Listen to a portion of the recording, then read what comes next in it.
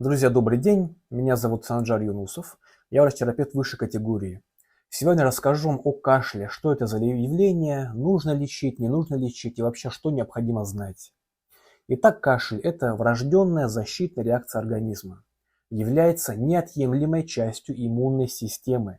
Возникает на раздражение рецепторов, расположенных вдоль всего дыхательного тракта.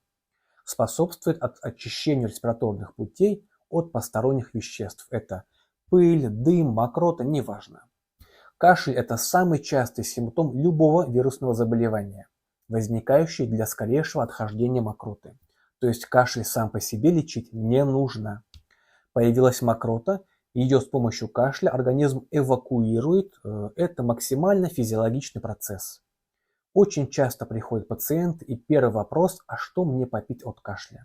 Теперь вы понимаете, что это абсолютно нецелесообразно.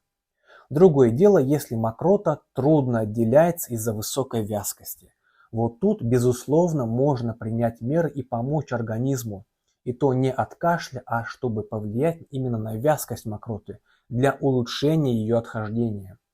В первую очередь необходимо соблюдать питьевой режим, потому как вязкость мокроты напрямую зависит от вязкости крови и, конечно же, от количества выпитой жидкости, не менее 1,5–2 литров.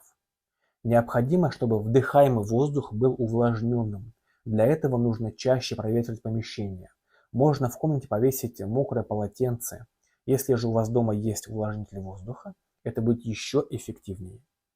Если этих мер недостаточно, то можно подключить ингаляции, но эффективно их проводить 4–5 раз в день, честным образом дышать по 10–15 минут. Применять 0,9% физраствор. Выполнение этих манипуляций достаточно, чтобы на 95% решить ваш вопрос с кашлем.